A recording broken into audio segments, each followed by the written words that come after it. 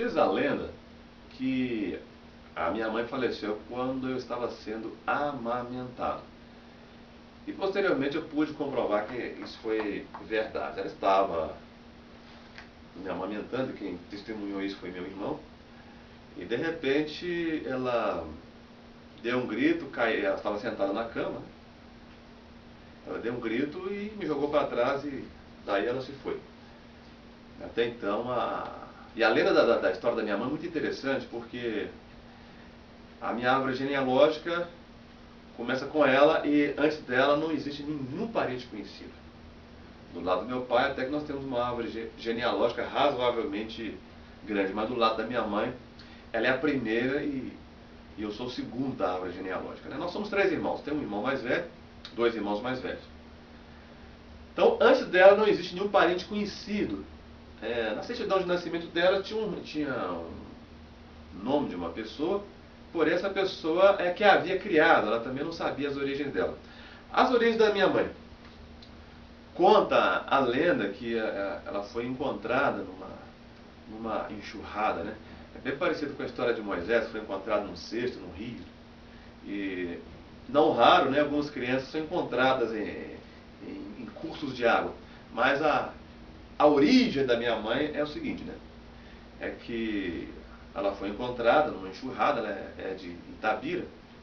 Se ela estivesse viva, teria mais de 85 anos hoje. Estamos em 2013. E essa pessoa que a encontrou, a criou. Por essa pessoa também não sabia quem eram os parentes dela, não sabia a origem da família dela.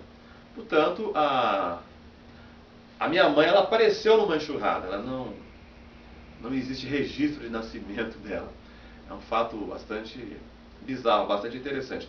Eu não a conheci, mas o meu irmão que a conheceu dizia que ela tinha umas ideias bastante interessantes para uma pessoa da época dela, ou para uma mulher da época dela.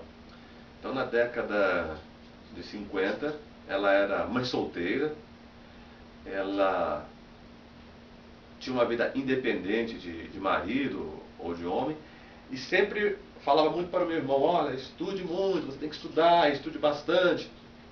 E umas coisas que parece que minha mãe tinha o hábito, ela tinha o hábito de, onde ela morava, ela perfumava o corredor onde ela morava, ela perfumava a frente da casa e perfumava a entrada da casa. Era muito, muito interessante.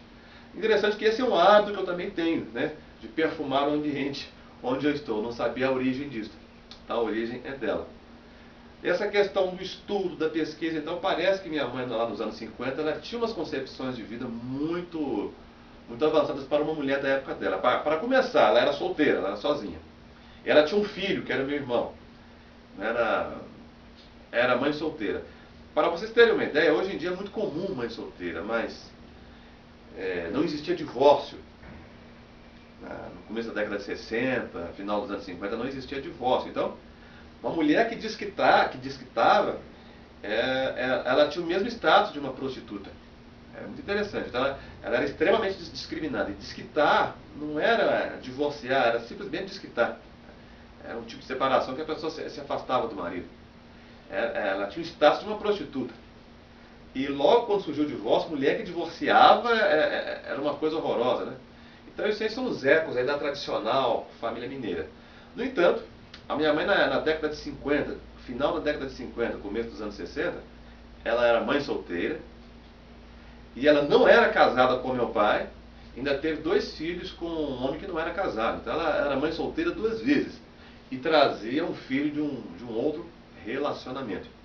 Uma das coisas que eu sei que ela, das poucas informações que eu tenho sobre ela, é que ela era uma expert em dança. Ela sabia dançar muito bem. Era uma excelente dançarina. Enfim, a minha mãe surgiu numa enxurrada.